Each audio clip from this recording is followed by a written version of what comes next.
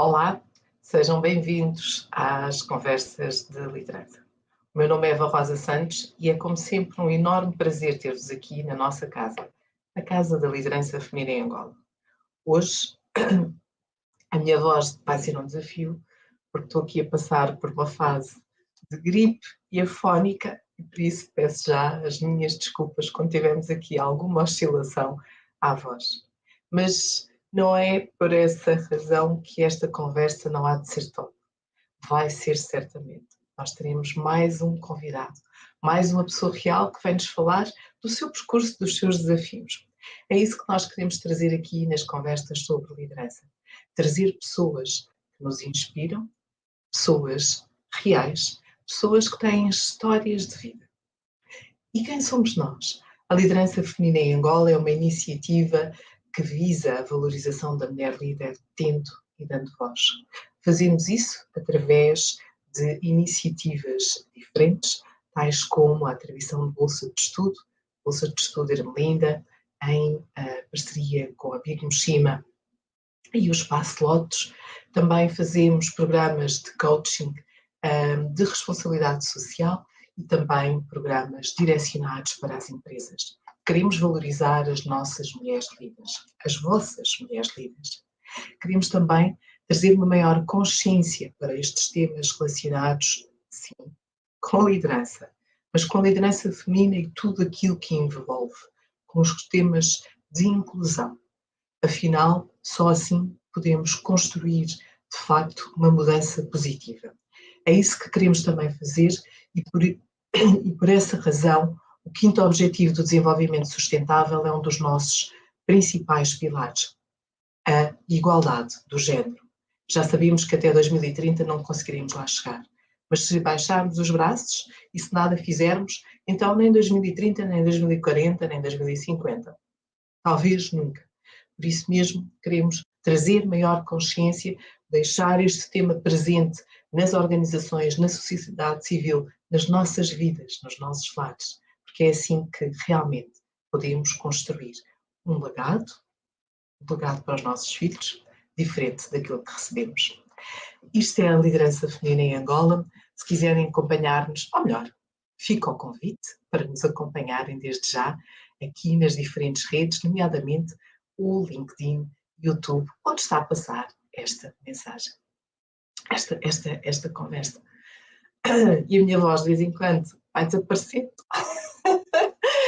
E sem mais delongas, eu vou trazer aqui o nosso convidado. Vamos convidar o Pedro Martins para se juntar a nós, para hoje conversarmos um bocadinho sobre o teu percurso. Pedro, seja bem-vindo à nossa casa. Muito obrigado, Eva. É um grande prazer estar aqui contigo e, de alguma forma, estar aí da saudosa Luanda, que eu sempre digo que é o pôr do sol mais bonito que eu vi até hoje. E olha que eu já vi pôr do sol em muito lugar.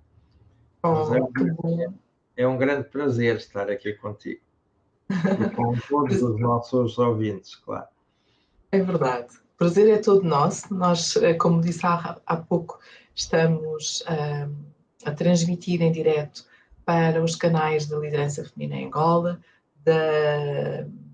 do YouTube e do LinkedIn. Por isso, quem quiser, já sabe, podem deixar aqui as vossas questões. Durante esta nossa conversa, o Pedro terá todo o gosto em responder. Sabes, Pedro, eu gosto sempre de começar estas nossas conversas. Não sou eu que vos apresento. Portanto, eu adoro que sejam vocês a se apresentar, porque acabamos sempre por trazer algo diferente. Então, por isso mesmo, quem é o Pedro Martins? Bom, eu gosto de me apresentar dizendo que sou como as abelhas. Quando não estou a voar é porque estou a fazer cera, ou seja, não estou a fazer nada. Eu tenho uma carreira de 43 anos de consultoria e de professor universitário. Já trabalhei em 27 países, daí eu estar a viajar muito. Fui presidente do E-Group e da Mercer em Portugal e diretor europeu da área de Change Management da Mercer. E tenho as minhas empresas de consultoria, uma business school, desde 98, a PM Hub, que é uma consultoria na área de desenvolvimento organizacional, gestão de pessoas com alto impacto económico e produtividade e performance, e uma Business School, que é a Euro-American Business School.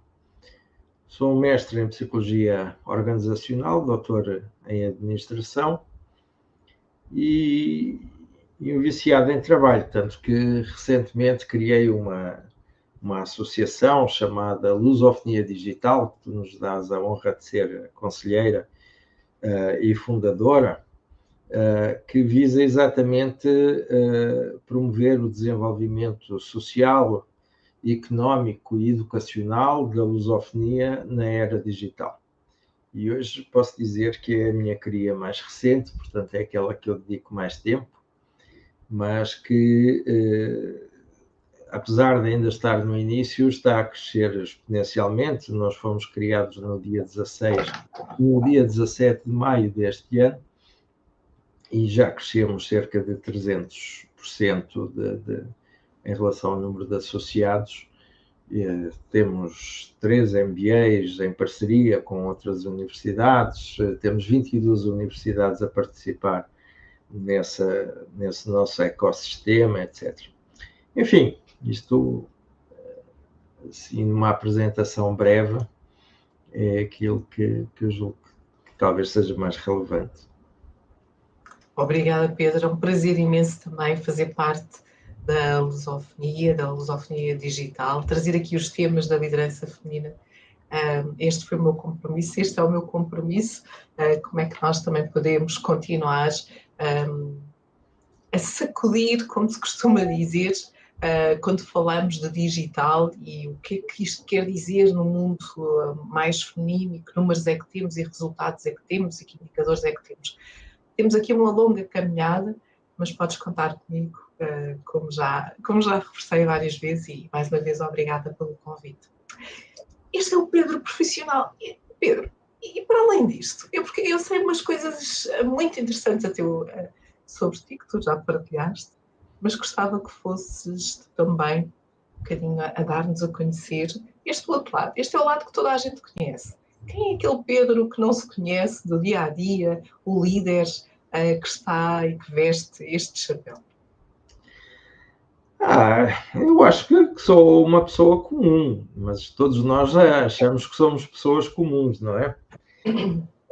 Eu já morei na Alemanha, já morei no Brasil, estive 27 anos fora de Portugal, regressei há 2 anos. Sabes que este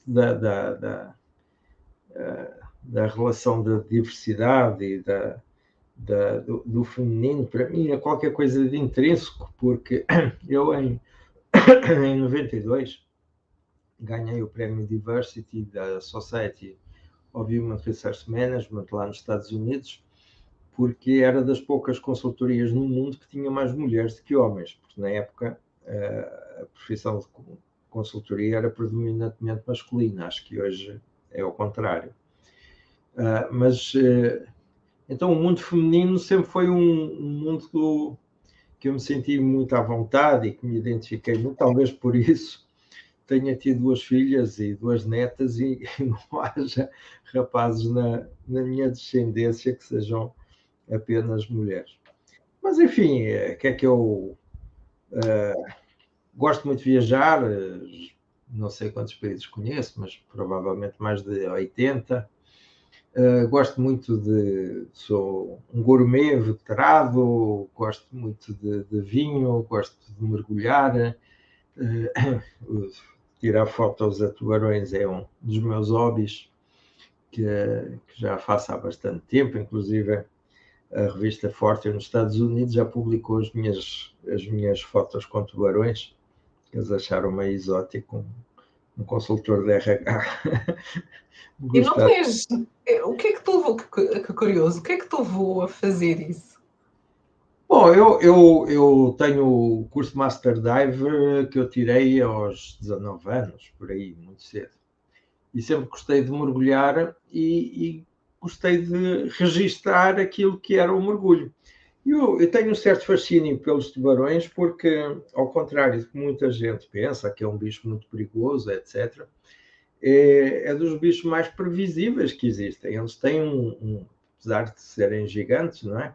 Têm um cérebro do tamanho de uma noz. Então, eles são praticamente robôs, autónomos. Se nós seguirmos as regras by the book do comportamento do tubarão, ele é muito tranquilo, não oferece grande perigo. E então é isso, é um bicho muito grande que intimida do ponto de vista visual, mas que se nós conhecermos as regras, conseguimos conviver com ele com grande naturalidade.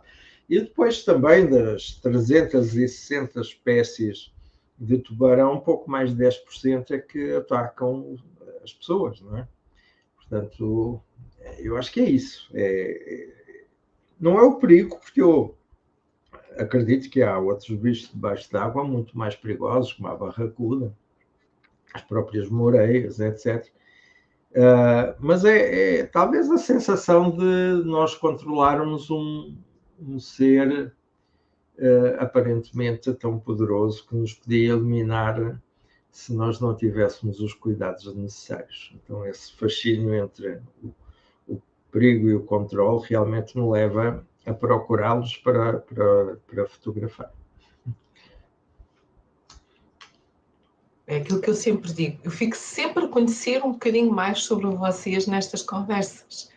Realmente, jamais me tinha passado essa ideia, e eu acho que é tão bom poderes também partilhar aqui com quem nos está a acompanhar um bocadinho da tua história.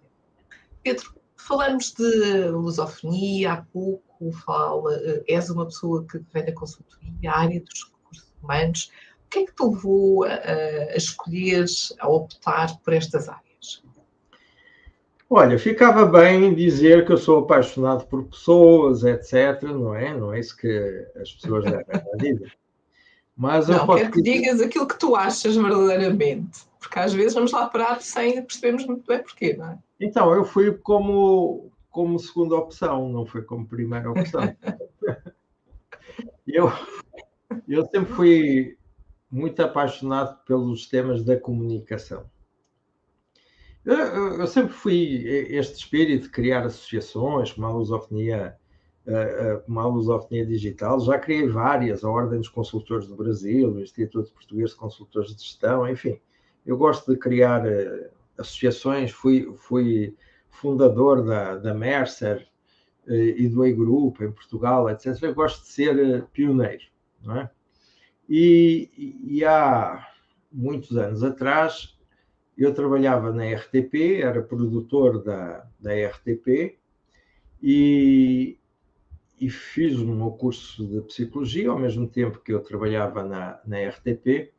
E quando terminei o curso fui da primeira turma que em Portugal houve de Psicologia Social e Organizacional, e na altura recebi um convite de uma agência de publicidade que tinha uma empresa, que era a Saatchi & Saatchi, que tinha uma empresa de comunicação interna para criar um negócio da comunicação interna em Portugal.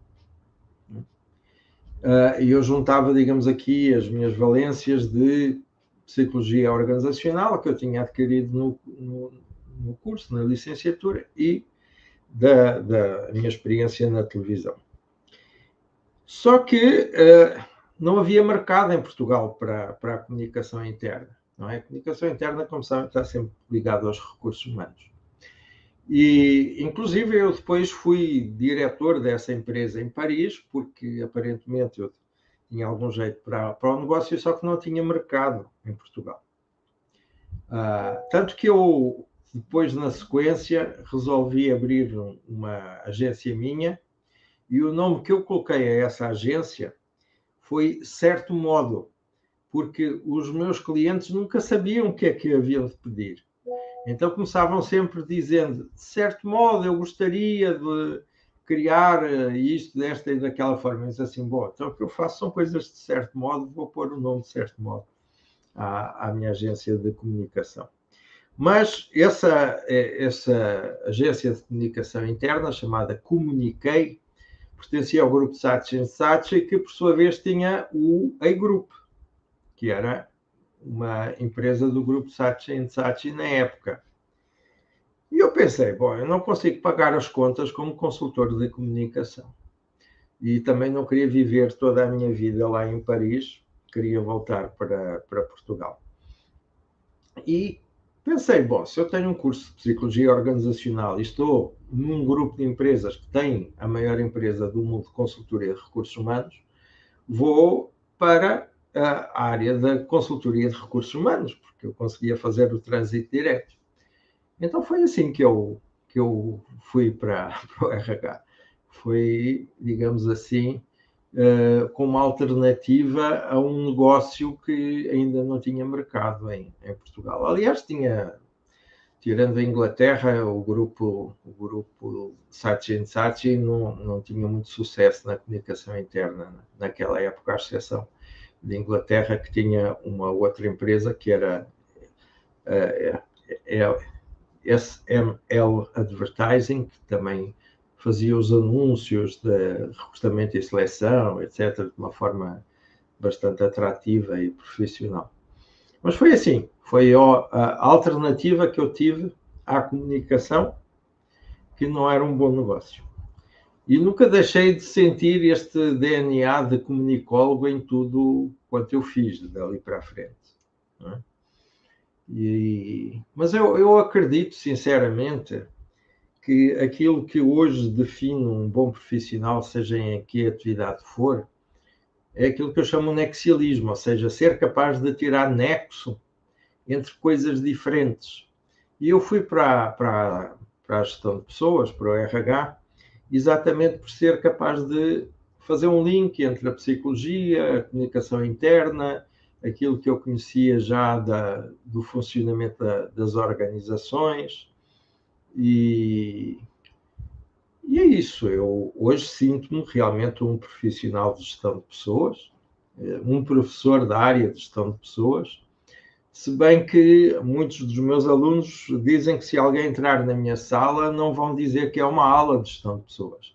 Vão dizer que é uma aula de estratégia de negócio, vão dizer que é uma aula sobre desenvolvimento organizacional, qualquer coisa, digamos assim, mais abrangente, porque eu não sou assim muito, como é que eu ia dizer, muito puritano nas minhas abordagens metodológicas. Gosto de misturar as coisas.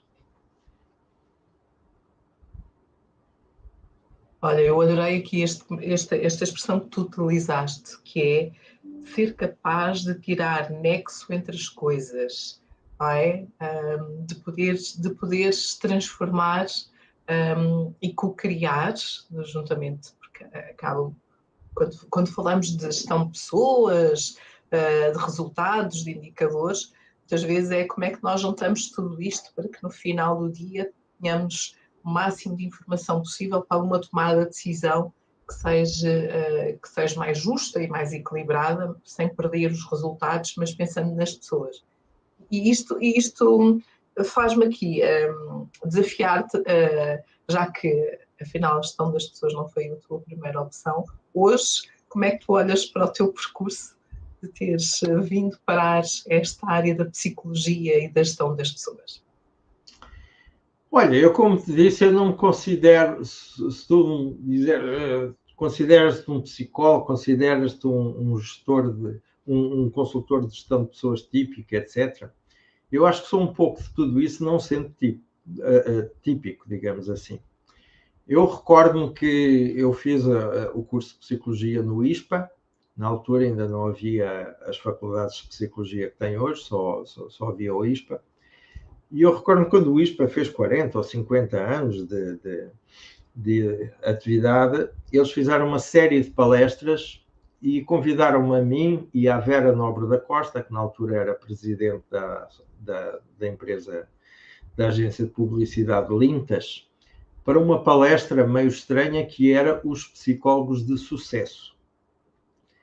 E eu não conhecia, quer dizer, conhecia de nome, não é? Como é evidente, uma pessoa muito conhecida, mas não a conhecia pessoalmente, e olhámos um para o outro e dissemos: o que é que nós vamos falar sobre psicólogos de sucesso? E diz ela: mas eu já nem sou psicólogo, eu sou publicitária. E eu assim: pois é, eu também já não sou psicólogo, eu sou consultor de RH. Então, olha, vamos começar por dizer isso mesmo. E começámos a nossa palestra dizendo, estávamos numa escola de psicologia, a assembleia era composta predominantemente por alunos de psicologia, e começámos por dizer: se querem ter sucesso, não sejam psicólogos. Foi aquilo que nós fizemos para ter sucesso. Mas no final concluímos que, se éramos bons publicitários e bons gestores de recursos humanos, era porque tínhamos um background da psicologia que nos permitiu ser muito mais consistentes nas atividades profissionais que nós tínhamos, que de alguma forma a psicologia era basilar, a psicologia tinha um contributo fundamental. E se quiseres, é isso que eu sinto hoje. Eu sinto que não sou nada assim puro, raça pura, digamos assim, por sangue, mas é uma mixigenação de experiências, de conhecimentos entre diversas áreas que acabam sempre no conceito da gestão do negócio por meio da gestão das pessoas. É assim que eu encaro a minha atividade nos dias de hoje, é a gestão do negócio por meio da gestão das pessoas. A gestão das pessoas é o meio para o desenvolvimento do negócio das organizações, porque essa é a razão de ser das organizações, pelo menos do ponto de vista dos acionistas. E acho que essa mistura entre gestão estratégica, gestão de processos, tecnologia, gestão, desenvolvimento de pessoas, desenvolvimento organizacional, eu acho que é essa mistureba que eu consigo fazer com algum equilíbrio e com alguma eficácia que me caracteriza a minha atividade profissional. Mas estou longe de... Quando estou com psicólogos, confesso que tenho algum pudor de dizer que sou psicólogo. E quando estou com gestores de recursos humanos, também tenho que explicar: olha, eu sou gestor, sou de facto um profissional da gestão de recursos humanos, mas não é aquele modelo mais conhecido, mais comum, etc. E às vezes é exatamente isso que funciona, não é? É sermos um pouco disruptivos e trazer uma visão diferente naquilo que é o tradicional da gestão das pessoas. Porque senão é mais do mesmo. É isso pelo menos que tem dado certo comigo. Eu conheço algumas pessoas que são, aliás, académicos brilhantes, mas as coisas comigo aconteceram meio por acaso, sabes? Eu nunca fui assim uma pessoa de planear muitas coisas. Por exemplo, eu nunca pensei em fazer um doutoramento, para teres uma ideia. Fiz o doutoramento já perto dos 50 anos de idade. E foi a convite do reitor do ISCTE. Um dia o Luís Reto ligou-me e disse: olha, Pedro, nós vamos começar uma vez mais, fui pioneiro, não é? Vamos começar um novo tipo de doutoramento em Portugal, chamado DBA, que seria o equivalente ao MBA, mas em doutoramento, não é? Que, traduzido para português corrente, era um doutoramento em administração aplicada. E ele disse: olha, e era um pouco diferente dos doutoramentos tradicionais, porque eles exigiam pelo menos 12 anos de funções de liderança para a pessoa se candidatar ao longo do doutoramento, etc. Portanto, onde a experiência era de facto muito importante. E o Luís Reto, quando me convidou, disse: olha, isto tem a tua cara. Eu, quando criei aqui este doutoramento em Portugal, lembrei-me logo de ti, porque de facto és uma pessoa que produzes conhecimento, ou seja, geras novas metodologias, geras novas abordagens, etc., mas não tens tido, pelo menos, a preocupação de desenvolver isso dentro de uma certa metodologia científica, de natureza académica, etc. E, de repente, isso pode ser interessante para ti. E foi assim, tanto que quando eu fui à banca que ia admitir os alunos, lembro que o diretor da banca disse assim: olha, eu não sei se vale a pena fazer a banca, porque você está aqui recomendado pelo reitor, quem é que da banca vai não vai aceitar a sua candidatura, esta banca é totalmente inútil. E resolvemos fazer dali uma conversa exatamente sobre os benefícios que eu poderia ter em desenvolver o doutoramento, que não me arrependi absolutamente nada de o fazer. Mas até nisso foi meio por acaso, quer dizer, e foi eu tirar nexo, uma vez mais, entre o que era a minha experiência prática e o que eram os fundamentos científicos que uma universidade podia oferecer. Então eu fiz o doutoramento de trás para a frente, ou seja, eu já tinha desenvolvido uma metodologia de gestão de desempenho que tinha um grau de redução de subjetividade na avaliação com um grau de confiança de 97%, portanto, isso incluindo a avaliação de competências comportamentais, etc. Portanto, uma precisão praticamente absoluta, que foi considerado, enfim, pela American Management como o modelo de gestão de pessoas mais rigoroso a nível mundial. Portanto, eu já tinha N clientes usando esse modelo, já tinha esse reconhecimento internacional sobre esse modelo, nomeadamente por esta associação científica dos Estados Unidos, e depois fiz o contrário. Fui à procura das teorias, digamos assim, que justificavam a eficácia daquele modelo. Eu, quando o criei, não tive essa preocupação científica, mas depois fui validar através do que já havia de conhecimento científico relacionado com esse modelo que eu tinha desenvolvido. Então, até nisso, eu fui relativamente sui generis, porque geralmente quando se faz um doutoramento parte-se de uma tese, a tese depois tem a parte experimental para validar se a tese é verdadeira. Eu fiz o contrário, eu comecei pela tese e fui à procura da teoria que justificava porque é que aquilo dava certo.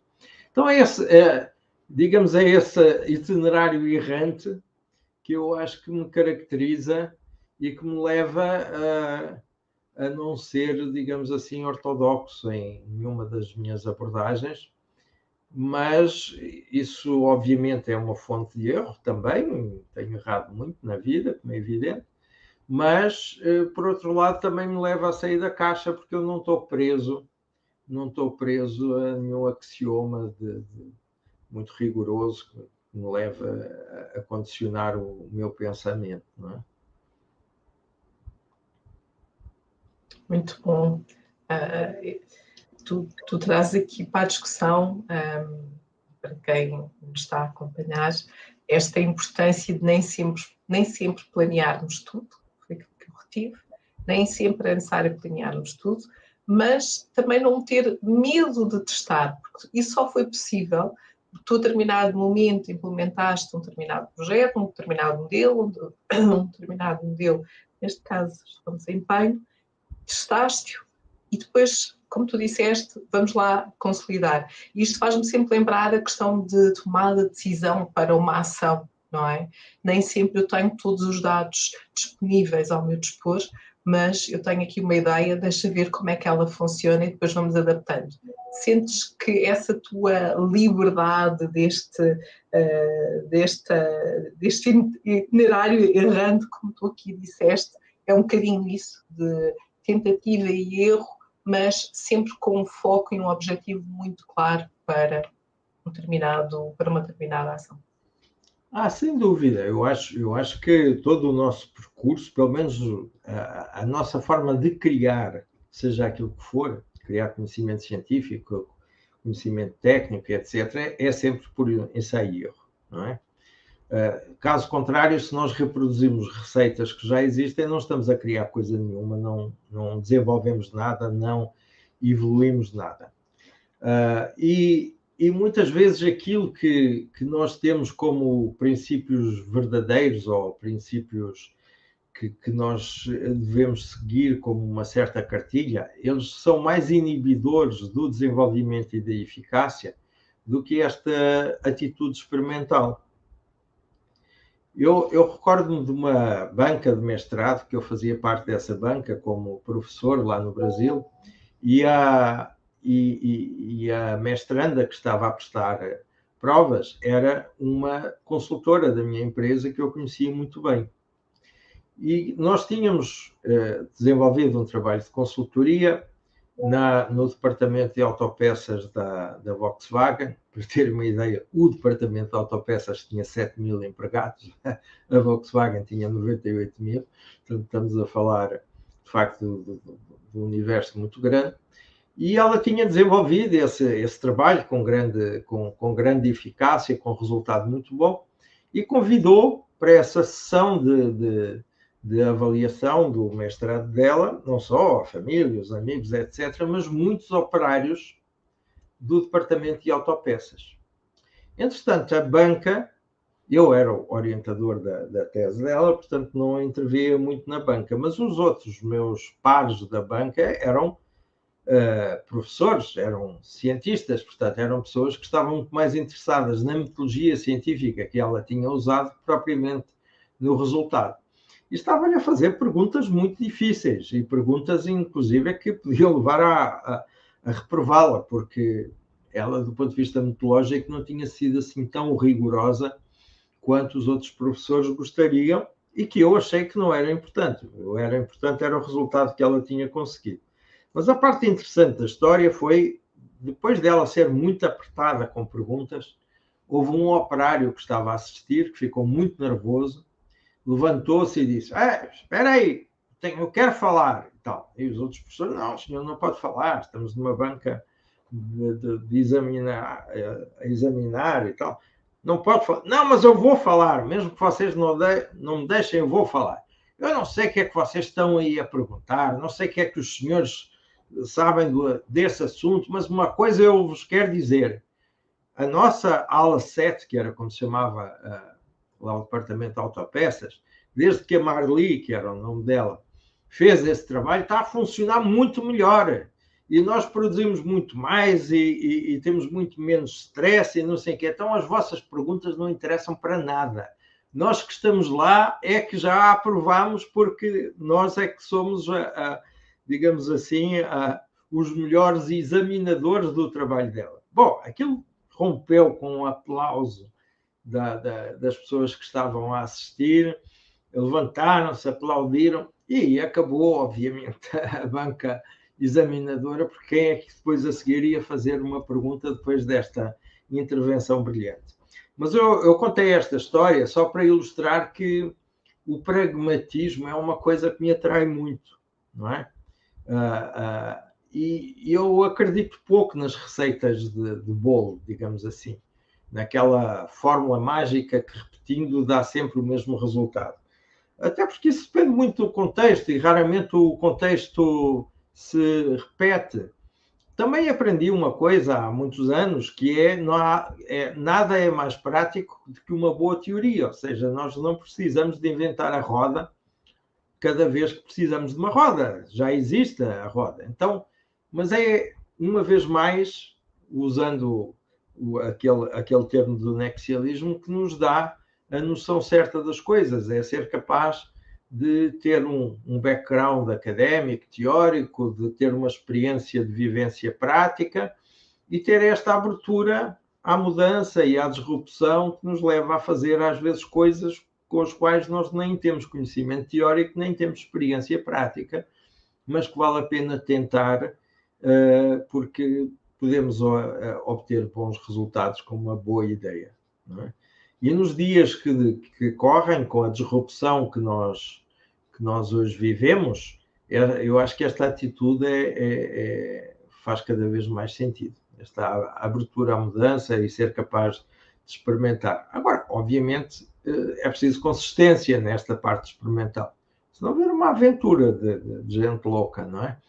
E essa consistência que é dada pelo nosso background, por aquilo que nós conhecemos, por aquilo que nós já vivemos e que nos leva a fazer coisas totalmente diferentes, não é? E de diferente, na tua história e ao longo da tua vida, quem são os líderes que te inspiram e porquê, Pedro? Os líderes, olha, assim, herói, um herói, talvez eu não tenha esse herói. Eu tenho experiências que me marcaram, que me influenciaram muito. E essas experiências foram, digamos assim, vivências que eu fui tendo ao longo da vida. Do ponto de vista profissional, sem dúvida que foi o Manuel Tavares da Silva, que as pessoas da minha geração devem conhecer. Ele foi o primeiro presidente da CEGOC em Portugal, foi diretor, foi professor do ISPA. Ele morreu muito novo, morreu com 42 anos, mas que ele tinha exatamente este espírito pragmático das coisas.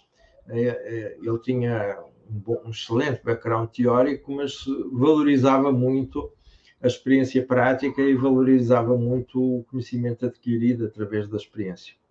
Então, talvez hoje não se passe um mês que eu não me lembre dos ensinamentos dele e que eu não pense que numa situação mais difícil o que é que ele faria se ele estivesse perante essa situação. Agora, os meus outros líderes, tenho líderes em todas as áreas, sei lá.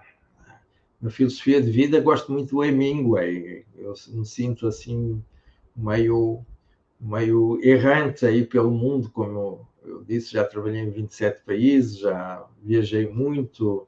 Ele gostava de pescar, eu gosto de mergulhar. Ele valorizava o ser bom vivant, que é uma expressão que não sei se ainda hoje se usa, mas as pessoas que curtem a vida, que estão numa vibe positiva perante a vida, por exemplo, era um tipo de inspiração. Depois temos, no campo da liderança, por exemplo, o Rancharon, que me interessa bastante aquela visão que ele tem menos romântica da liderança, uma liderança mais para a execução, uma liderança mais virada para a obtenção de resultados. Enfim, é como eu disse, eu não tenho propriamente um santo a quem coloco uma vela diária. Tenho as experiências que eu obtive com várias pessoas e que me inspiraram para chegar aos dias de hoje. Sei lá, tive aulas com o Jean Piaget, no campo da psicologia, do Jacques-Philippe Lyons, Michel Bonamy, Abraham Mols, etc., que obviamente eram gurus que eu venerava, mas não vou dizer que eles como um todo fossem uma inspiração para mim, mas obviamente que muitos das facetas deles me inspiram. E também, uma vez mais, aqui vem a história do nexialismo, ter um nexo entre as características de um e de outro e formo a minha forma de estar na profissão e na vida. Então deixa-me pegar exatamente nisto que acabaste de dizer, as características. E que características são estas que tu valorizas numa liderança? Bom, aquelas que eu valorizo, que eu procuro seguir, digamos assim, na medida em que eu sou líder, não é? Crio e lidero várias organizações. A primeira é a empatia. Eu acho que se nós não nos colocarmos no lugar do outro, nós somos incapazes de liderar seja aquilo que for. E no lugar do outro é dos outros, dos diversos stakeholders da organização. Porque nós muitas vezes colocamos o líder numa relação, digamos assim, quase psicológica ou emocional, e não vemos que ele tem um papel, na maior parte das vezes, de gestor também. Não é? Portanto, ele tem responsabilidades perante os acionistas, ele tem responsabilidades perante os clientes, ele tem responsabilidades perante os fornecedores e, obviamente, responsabilidades perante os colaboradores. Então, eu acho que a primeira característica é a empatia, ser capaz de nos colocar no lugar dos outros, e neste caso é dos outros todos, destes stakeholders que eu acabei de referir. Nos dias de hoje, eu acho que o líder já não é mais aquele que estabelece metas para os outros seguirem. Eu acho que o líder dá um direcional, mas não estabelece a meta, porque a meta é limitadora, não é? Até porque nós estabelecemos as metas sempre em função da nossa experiência pessoal. E se nós estamos numa relação de empoderamento com os nossos colaboradores, nós temos que acreditar que eles sejam capazes de fazer muito melhor do que nós. Então não faz sentido nós impormos uma meta para eles. Agora, faz sentido, face à nossa experiência, face às nossas crenças, darmos um direcional e estar abertos à discussão do direcional. Como nós vivemos num mundo bunny, não é? Num mundo imprevisível, num mundo muito frágil, etc., talvez não faça sentido nós termos ciclos de gestão muito longos, faz sentido termos ciclos de gestão muito mais curtos. Então, os nossos projetos têm de ser muito mais curtos, as nossas equipes provavelmente têm de ser mais efêmeras, não é? Muitas vezes ouço as pessoas dizer, bom, as pessoas não saem da empresa por causa da remuneração ou por causa da organização, é por causa do líder. Que bom! O meu objetivo é que todos os meus colaboradores saiam da minha empresa e vão muito mais longe do que aquilo que conseguiriam ir se continuassem na minha empresa. Se vocês entrarem no meu LinkedIn, têm lá mais de aproximadamente umas 200 pessoas fazendo comentários, e vocês veem que temos lá vice-presidentes, até de grandes organizações mundiais, que dizem que começaram como trainee comigo e que dizem, se eu cheguei onde cheguei foi porque tive um bom começo, etc. Isso é a coisa que me deixa mais feliz como líder. É dar oportunidade de desenvolvimento e não cativar as pessoas. Então, há um conjunto de... Pedro, deixa-me só aqui cortar-te de propósito, porque acho que estás a dizer uma coisa que é absolutamente fantástica, que é este não receio de que as pessoas saiam da tua organização para irem mais longe, não é? Porque normalmente há sempre esta tendência de eu não posso perder as minhas pessoas, porque depois senão eu tenho que começar um processo novo, tenho que ensinar novamente, tenho que ir procurar outras pessoas, e tu aqui estás-nos a trazer exatamente a visão ao contrário. Eu quero que as pessoas saiam da minha organização para irem mais longe do que aquilo que seria possível estar aqui. E eu acho que esta é uma reflexão muito interessante para quem nos está a assistir agora ou de futuro, trazer um bocadinho o que é que isto vos faz sentir, não é? O que é que esta provocação que tu nos estás aqui a trazer também vos faz pensar e refletir. Sabes que isto fez-me lembrar que no início da minha carreira e quando era diretora de recursos humanos, eu perdi algumas pessoas, claramente não fiquei nada satisfeita, confesso, quando elas saíram e porque achava que elas não estavam no momento de sair e de evoluir e de crescer.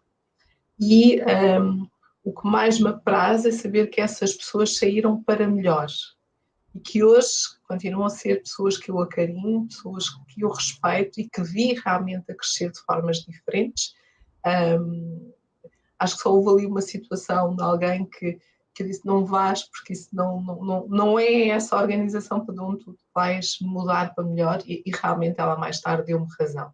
Mas esta tua reflexão de prepararmos as nossas pessoas, desafiarmos as nossas pessoas para elas um dia serem, já melhores do que eu, há áreas que eu preciso de pessoas que saibam mais do que eu, ainda bem que assim é. Mas simultaneamente levarem um bocadinho da nossa liderança, não é? Porque estas pessoas acabam por levar um bocadinho de nós e daquilo que nós passamos.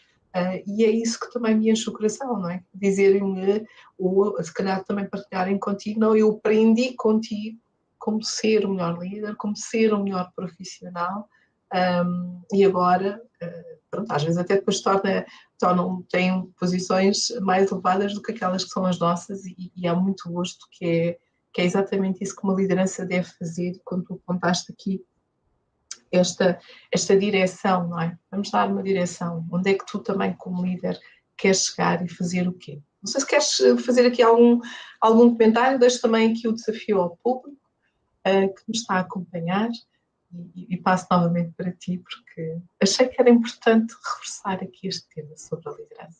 Sabes, eu sem querer ser confundido com um líder paternalista, eu acho que é um pouco o mesmo sentimento que nós temos com os nossos filhos, não é? Nós queremos que os nossos filhos sejam melhores do que nós, não é? Que vão mais longe do que nós. Então, das pessoas que passaram por mim, desde trainees até pessoas já mais séniores, eu tenho a perfeita consciência que muitos deles chegaram mais longe do que eu já cheguei, não é? E eu vejo isso como motivo de orgulho, porque se eu não os ajudei a desenvolver, pelo menos não atrapalhei o desenvolvimento deles, não é? Fiz parte, pelo menos, da história deles. E isso eu gosto de dizer que é a minha riqueza. Há pessoas que gostam de ostentar carros, roupas de marca, etc. Eu gosto de ostentar o LinkedIn com comentários dessas pessoas a dizer, olha, que bom, que, sei lá, um grande projeto de consultoria que eu fiz na altura, era uma pequena empresa, hoje é líder da área de logística e transportes da Península Ibérica, que é o Transportes Luís Simões, e o presidente do Luís Simões tem lá no LinkedIn a dizer, divide a história dos Transportes Luís Simões entre antes e depois da minha consultoria. Então, isso é a minha vaidade, digamos assim, é aquilo que eu acho que vale a pena, aquilo que nós fazemos. É ser capaz de deixar um legado na vida dos outros, e esse legado que seja que os outros fiquem melhor depois da nossa passagem pela vida deles. E isso também se passa, obviamente, pelos subordinados hierárquicos que eu tive ao longo da vida. Porque, repara, se é verdade que eles aproveitaram o convívio comigo e com os colegas, obviamente o desenvolvimento não é feito só pelo líder, é pelo grupo onde a pessoa está inserida. Se eles aproveitaram isso para ir mais longe, é porque eles usaram, digamos, esse aprendizado também dentro da organização, quando estava dentro da organização. Então não é investimos e ele foi embora. Não. Investimos, ele deu o seu retorno e tinha asas para voar e foi voar sozinho. E, se nós inibimos esse desenvolvimento das pessoas, é que eles não dão retorno nenhum à organização, se não tenhamos dúvidas nenhumas. Eu prefiro alguém com uma ambição de querer ir mais longe do que alguém que se conforma com o que tem. Porque enquanto ele lá está, ele com certeza vai ser muito contributivo. Agora, a nossa arte, digamos assim, é estar sempre a renovar esse espólio de pessoas proativas, contributivas, etc., para que, à medida que sai um, entra o outro, e o nível de performance e de compromisso das pessoas mantém-se bastante elevado.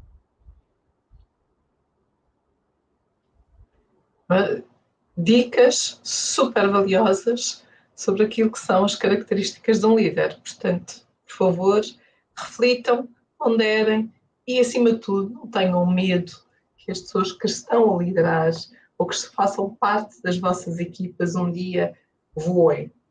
Porque voam um bocadinho connosco. Pedro, nós estamos aqui já na nossa reta final e, como habitualmente, eu também gosto sempre de perguntar aos meus convidados uma sugestão. Pode ser eu agora já não me deixo só pelo livro. É verdade, eu tenho ali o meu póster amazing. Ainda não tens o meu livro, mas brevemente vais ter. Não, eu vou ter um autografado. Devidamente, exatamente, devidamente autografado, mas um livro, uma peça de teatro, uma música, um filme, tu é que sabes o que queres partilhar connosco e depois porquê?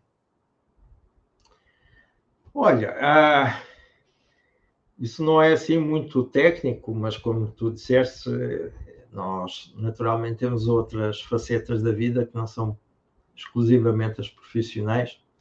Mas há um livro que eu já li e reli muitas vezes, que é um livro de poesia do Pablo Neruda, que se chama Confesso que Vivi. Isso tem a ver com a minha forma de viver, que é tudo quanto eu faço intensamente.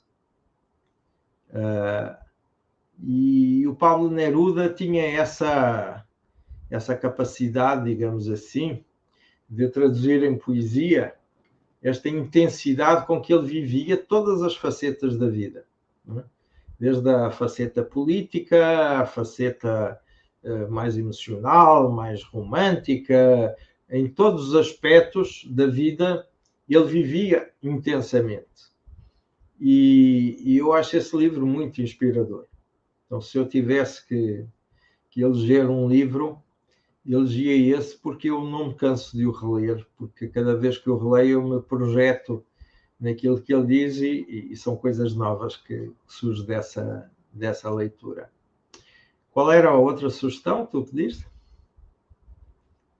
Não pode ser apenas uma. Eu é que deixo abertura para vocês escolherem, porque nós, no início das nossas conversas, só fazíamos e perguntávamos sobre um livro. E depois houve alguém que me perguntou, mas só um livro, não pode ser outras coisas? Eu deixo abertura para vocês escolherem se é um livro, se é uma peça, se é um filme, se é uma música. Olha, A gente quer é ouvir um bocadinho das vossas... do outro lado. Há uma banda sonora, que é a banda sonora da minha vida, digamos assim, que é Mozart, que eu também não me canso de ouvir Mozart. Não é? Eu gosto tanto de Mozart que eu, na época, morava no Brasil e fiz uma viagem para a abertura dos 250 anos de nascimento de Mozart em Salzburgo, com a Orquestra de Câmara Europeia, e fui aquilo, eu tomei essa decisão rapidamente, eu fui para Salzburgo com 24 graus negativos com roupa de verão do Brasil. Oh, meu Deus! Portanto, vejam como eu fisicamente me sujeitei para estar lá naquele dia, àquela hora, tal era a minha paixão de Mozart. E mesmo sempre que vou a Londres, tem ali uma igrejinha perto de Trafalgar Square, que é Stanford upon Avon, tem uma orquestra de câmara que toca às sextas-feiras às 6 da tarde, sempre um pequeno concerto de câmara de Mozart, e eu sempre que vou a Londres vou ver. Então, essa é a minha banda sonora. E tu me perguntas porquê? Porque eu acho que o Mozart tinha essa genialidade de ser disruptivo. Ele já na época dele, ele não era um gênio por ser muito novo e realmente fazer uma composição magistral, mas toda a vida dele foi de uma certa disrupção, ao ponto de ele ser admirado pelo Salieri, que era o seu maior rival, digamos assim, quem ele tinha destronado, digamos assim, como compositor oficial da corte.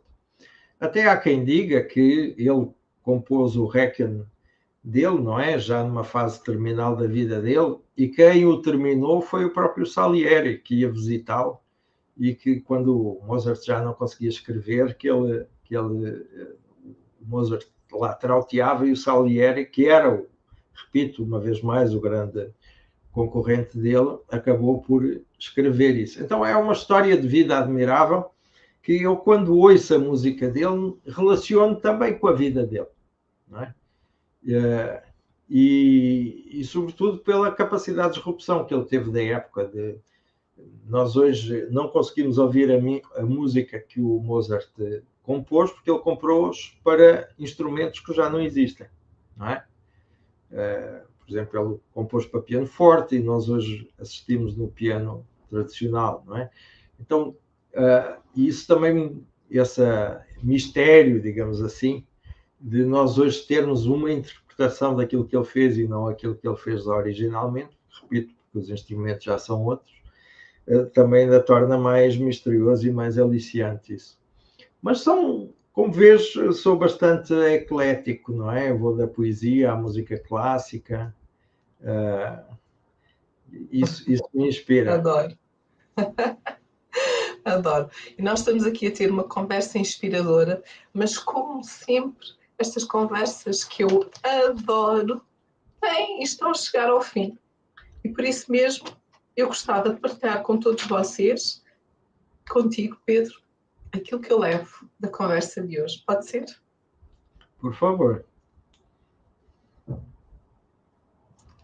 O nosso convidado da nossa conversa sobre liderança é o Pedro Martins, conversa número 96. E o Pedro partilhou ao longo desta conversa 43 anos de trabalho, 27 anos vividos em diferentes países. Trabalhou em grandes empresas de consultoria, é uma empresa na área de Business School, desde 98. Mestre em Psicologia Organizacional, doutor organizacional, é viciado em trabalho e por isso mesmo lançou mais um desafio, a Associação da Lusofonia Digital, criada recentemente, a 17 de maio de 23, e que já conta com um crescimento de mais de 300%. Tenho muito gosto de fazer parte dessa associação. Considera-se uma pessoa comum, mas, a nível profissional, em 92, quando ainda não existiam mulheres consultoras, recebeu um prémio da Mercer nos Estados Unidos, exatamente por fazer a diferença e ter mais mulheres na área da consultoria do que aquilo que era normal na altura. Por isso, vive também a nível pessoal e familiar no mundo feminino. Tem 2 filhas e 2 netas. Gosta de viajar, é gourmet, gosta de um vinho, tirar fotografias. E aqui descobrimos uma veia interessante. Gosta particularmente de tirar fotografias a tubarões, tendo já tido as suas fotos exibidas. Vou à procura, Pedro. É também alguém que considera esta necessidade, esta sensação de dominar e de ser tão poderoso. Porque afinal, esta relação com o tubarão, temos respeito, temos medo, mas se for controlado, é uma sensação tão rica. Falou-nos da sua escolha profissional e confessa que RH, não foi a sua primeira opção. Deveria dizer a gestão das pessoas é algo, mas não, gostava era de comunicação. Trabalhou na RTP como produtor e, no entretanto, fez o curso de Psicologia Organizacional. Mas a comunicação, especialmente a comunicação interna, ainda não tinha mercado e por isso mesmo criou uma empresa que era de certo modo. Porquê? Porque toda a gente de certo modo dizia que não conseguindo pagar contas como consultor de comunicação, estava em Paris e também queria voltar para Portugal. Volta, regressa e em Portugal começa a trabalhar então dentro desta área. Afinal, tinham a sua licenciatura. E considera que é alguém que é capaz de tirar nexo entre as coisas diferentes. Fez psicologia no ISPA. E quando foi convidado agora mais recentemente para uma palestra no ISPA, os psicólogos de sucesso perguntou-se, mas afinal o que é que eu vou falar nos psicólogos de sucesso? E deixou logo assim como primeira mensagem, para terem sucesso, não sejam psicólogos. Mas concluiu que afinal a psicologia era bom para o sucesso que teve ao longo da sua vida. Gosta de nos desafiar. Não se considera um puro sangue, mas sim um mix de experiências, da gestão de um negócio por um meio das pessoas. Mistura entre gestão estratégica, desenvolvimento das pessoas, organizacional, faço com algum equilíbrio e eficácia que caracteriza a minha atividade. Tenho algum pudor em dizer que sou psicólogo. Mas eu acho que ele é um psicólogo. Verdadeira palavra. Gosta de ser e de ver as coisas de forma diferente. E diz-nos mesmo, nunca foi de planear. Fiz o doutoramento já perto dos 50 anos, no ISCTE, quando na altura veio o MBA. Fui convidado pelo reitor, Luís Reto. 12 anos de experiência era aquilo mínimo que se deveria ter para fazer. E quando foi feito o convite, aquilo que sentiu é, realmente é isto. Não planeio. Tiro, mexo entre a minha experiência prática e aquilo que uma universidade me podia oferecer. Por isso mesmo este programa, um modelo que fez de gestão de desempenho, procurou as teorias. Primeiro, executou e depois consolidou com conhecimento científico. É um eterno errante que caracteriza, e não sou ortodoxo nas minhas abordagens.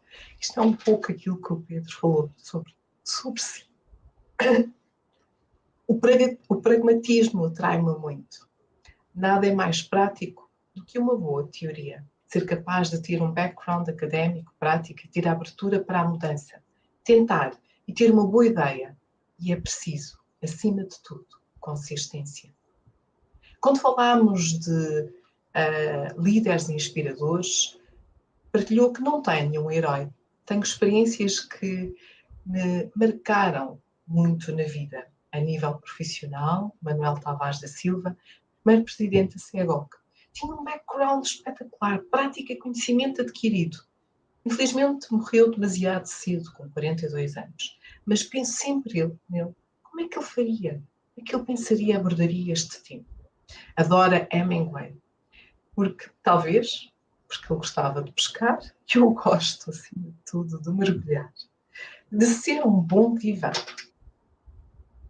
Partilhou-nos aqui outros nomes, inclusive professores que têm um impacto na sua vida. Mas o líder, vamos aprendendo ao longo da nossa vida. Pedir então que caracterizasse o que é que valoriza na liderança. Empatia. E hoje, um líder não deve estabelecer metas. Ele deve, sim, ser direcional. Porque a meta, esta, é limitadora.